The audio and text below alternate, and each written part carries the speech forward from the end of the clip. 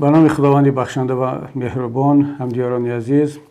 امروزها حادثه‌ای که در فرانسه گذشته ساده است همه جهانیان را نگران کرده است، به خصوص ما مسلمانان را. زیرا این حادثه‌ها در پی نشر چند کاریکاتور علیه پیامبر اسلام محمد صلی الله علیه و سلم که ماهیت تحقیرآمیز داشتند با وجود آمدند و بعداً جوان یک جنایت را صادر کرد که یکی از استادان یکی از مکتب‌های فرانسوی را به قتل رساند متاسفانه. و امروز باز یک حادثه دیگر رخ داد که در یک کلیسای فرانسه هجوم صورت گرفت، گویا از طرف یک شخص نامعلوم که هنوز معلوم نیست. و متاسفانه این حادثه ها دارند روز به روز بیشتر می شوند و جهان به دو دسته تقسیم شده است. نهضت اسلامی تاجیکستان، پیمان ملی تاجیکستان و بخصوص خود من هم بارها این گونه حادثه ها را بخصوص نشر همه گونه مواد، کاریکاتور و فیلم هایی که در آن تحقیر به هر ارزش یا مقدسات دینی، ملی و شخصی دارد محکوم کردیم. هنوز سال 2014 وقتی که در دوشنبه بودیم و بار اول این کاریکاتورها علیه پیامبر اسلام محمد صلی الله علیه و سلم نشر شد، ما در آنجا یک همایش بزرگی برگزار کردیم برای محکوم کردن این کاریکاتورها و موقع خود را از اون زمان بیان کرده بودیم. اما اعتراض کردن، محکوم کردن که حق قانونی و فطری هر یک انسان است، در همه گونه حالت باید که در چارچوب قانون، در چارچوب فرهنگ صورت بگیرد. به هیچ وجه عملهای خشونتبار، کشتار و لط و کوب کردن و تحقیر متقابلا نسبت ارزش‌ها، نسبت مقدسات کسی دیگر در دین مبین اسلام و در فرهنگ بشری جایز نیست. بنابراین ما محکوم کردیم هم نشر چنین کاریکاتورهای تحقیرآمیز و این چنین قتل، کشتار و تحقیرهای جوابی را از طرف هر کسی که صورت نگرفته باشد.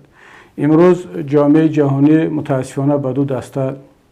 تقسیم شده است. یک عده می آیند فقط به خاطر آنکه گویا سخن درباره دفاع از آزادی بیان می رود همه گونه تحقیر و همه گونه توهین به ارزش ها را هم جزئی از آزادی بیان می دانند و بدون آنکه به نظر بگیرند که این می تواند به احساسات و به روحیه صدها، هزارها و شاید میلیون ها اشخاص اعتقادمند لطمه وارد کند. و از طرف دیگر بسیاری از شهروندان، انسان‌ها و حتی سیاستمداران و شخصیت‌های رسمی هم در این گونه حالت‌های احساساتی خودداری کردن نمی‌توانند و ما می‌بینیم که با بیانیه‌ها، با موقع‌گیری‌های خیلی هم احساساتی دارند به آتش فتنه روغن می‌ریزند. ما همچنان که بیانیه‌های و موقع‌گیری‌های احساساتی رهبران کشورها و شخصیت‌های معروف را در چنین حالت‌های حساس محکوم می‌کنیم، در برابر این دعوت می‌کنیم از همگان که الان وقت رسیده است که ما همه بیشتر خویشتن‌داری کنیم و بیایم همزمان هم دفاع از آزادی بیان،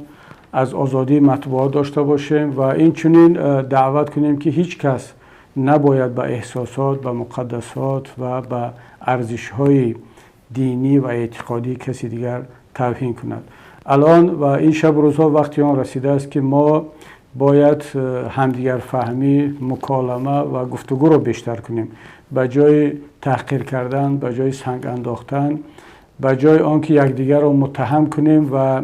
این مسئله ها را تبدیل دهیم به یک جنگ فرهنگی، جنگ اعتقادی، وقتی آن رسیده است که باید جدی وارد گفتگو شد و معین کرد که مرز آزادی بیان در کجا تمام می شود و ارزش ها، احترام به ارزش ها و به اعتقادهای دینی انسان های دیگر از کجا آغاز می شود. و برای ما مسلمان ها هم در این شب روز خیلی مهم است که در همزمان با محکوم کردن این گونه کاریکاتورها و تحقیرها و این چنین محکوم کردن جنایت هایی که در زمینه احساسات و نفرت با وجود می آیند، باید که دعوت به خویشتن‌داری کنیم، دعوت به گفتگو کنیم و از همه مهمش اگر ما که خود را پیرو و دوستدار پیامبر اکرم محمد صلی الله علیه و سلم میدانیم، در پهلوی محکوم کردن این تحقیر و توهین ها بیایم از اخلاق و از رفتار خود پیامبرمان الگو بگیریم، نمونه بگیریم و آن را به جهانیان نشان بدهیم که خود پیامبر اکرم صلی الله علیه و سلم در این گونه حالات چگونه مناسبت میکردند و این بود که دین او جهانگیر شد و در تمام نقطه های جهان راه یافت. و در این لحظه ها بار دیگر من این همه گونه